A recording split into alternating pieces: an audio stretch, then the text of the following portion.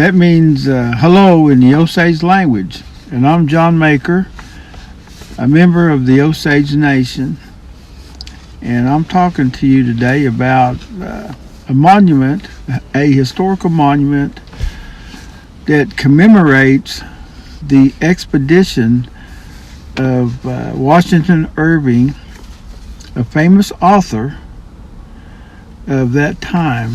He had just recently returned from being a diplomat in Europe, representing the United States government, who was a very young government at that time. So he was real connected with political officials, and also he had dined with royalty in Europe and was well known and was acclaimed for his writings in Europe. And the monument here I'm going to be talking about stands at the corner or the intersection of Easton and Vancouver Streets in the historic Owen Park, which I call the old-time neighborhood of Tulsa. It's right near the downtown area of Tulsa, just northwest of downtown Tulsa.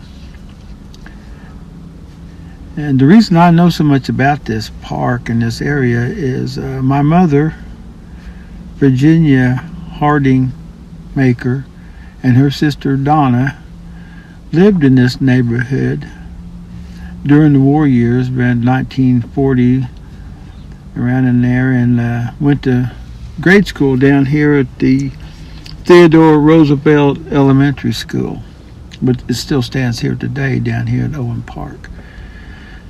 And my grandmother had a house up here on Santa Fe Street,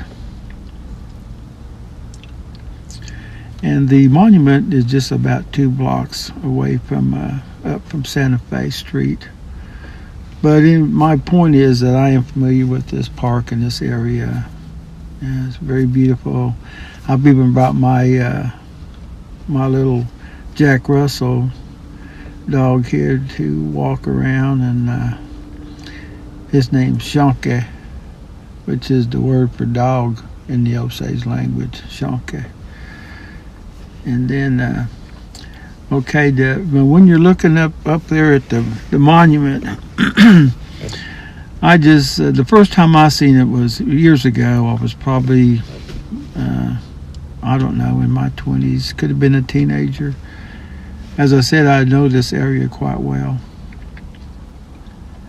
And I was just intrigued by Washington Irving, and I actually went and found the book,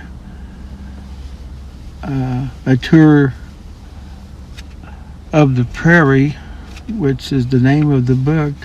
And I think it's a very historical writing about the early history of Oklahoma, which was Indian Territory. Because when Washington Irving and his group of explorers came through here, it was a long journey for them. And let me tell you a little history about that. Washington Irving had just returned from Europe and was being the rage of the East in Baltimore and Washington, D.C., and he was just the toast of the town. And he met a judge up there. He was getting ready to come down here and oversee the removal of the tribes from the East to Indian Territory. And he was coming down to Fort Gibson, which was the only settlement west of the Mississippi River and St. Louis. It was like the furthest outpost on the western frontier in those days. And there was nothing here but wilderness. So some of the people that came with Washington Irving was one of the men's name was Charles Latrobe, and he was a well-known dignitary back east, and their other famous companion was Count Albert Patales of Switzerland, and his family was quite wealthy and had property in Bohemia and Switzerland, and he was very wealthy, and he was intrigued by coming out here, and he quickly wanted to be part of the expedition. So they traveled from Massachusetts and that area. First they went to Ohio, then they went to Louisville, Kentucky, made their way to St. Louis, and that's where they got outfitted and got their supplies and their clothing. They knew from other explorers how rugged the territory was, and it was completely uncivilized and rugged. No streets. There was nothing here but wilderness and prairie, and that's why they wanted to see it. That's what brought them here. They wanted to see the Old West. So when they left Missouri, they made their way to Fort Gibson, which was it was a military post. It was the only thing out here, the only settlement out here in this wilderness, which is now then became Indian Territory, then the state of Oklahoma. But in those times, it was just Fort Gibson, and so that's where they met, and they rendezvoused there and made their preparations to go on the tour of this area, the Indian Territory, and Tulsa. And in fact, they went right through this area. The wilderness here, they named Cross Timbers because it was so thick. Their clothing, it was said that when they got through this brush and trees and wilderness, and they had thick leather clothing, and their clothing was practically tattered completely from going through that thick wilderness in ravines and crossing lakes and streams, and you had to be pretty rugged to make that journey.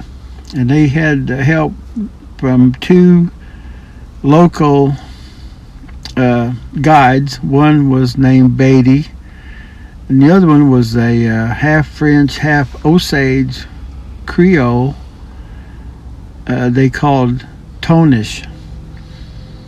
And they were quite intrigued by these outdoor frontiersmen, the Europeans and the Eastern travelers, the group with Washington Irving. And they had like a little group of military soldiers, and there was a pretty good-sized party with them. And they made that journey across here. But if you can imagine Washington Irving, who came from high society, Washington, D.C., and European, the courts of Europe, to come out here to the frontier where there was absolutely nothing here but what God put here, green earth here. There was no towns, nothing, no electricity. So I would have to say, for being a high society author from back east, Washington Irving must have been pretty tough himself to make that journey. Even just coming from the east, even to St. Louis was about a 2-month journey. Not to mention being out here where there was no roads and no nothing.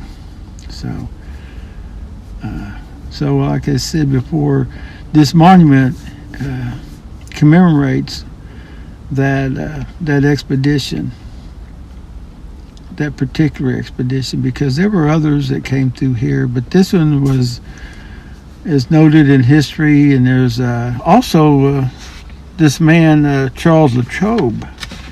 He also wrote a diary about his travels, and I think his was called The Travels of Washington Irving. But he also had writings about this journey.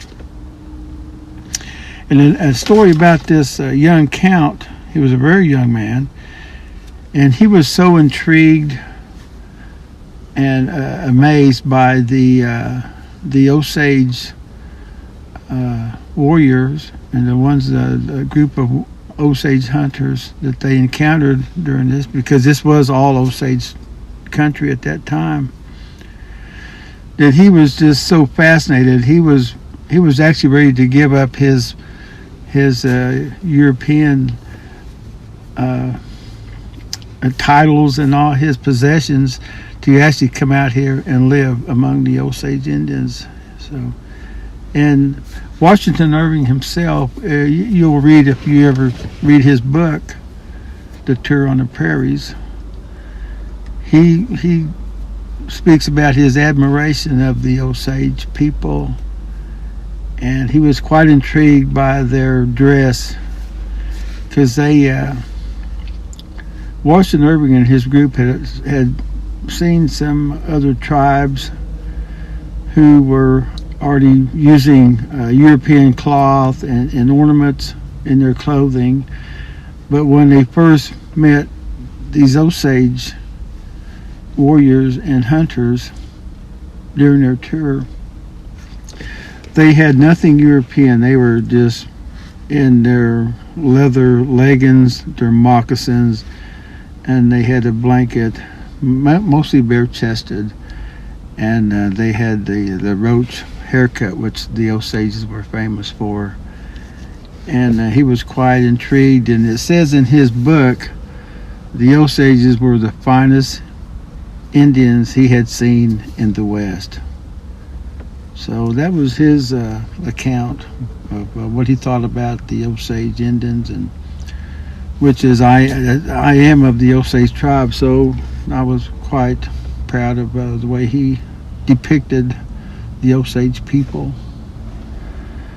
And but I would recommend you, if you would like to know more about this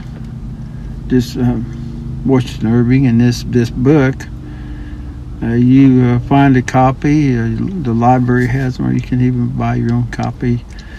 And but it tells a lot about the early history of Oklahoma, and I think everybody who's a student of history should absolutely read this book. And I read it when I was a teenager, so I just want to say that much about it, and thank you.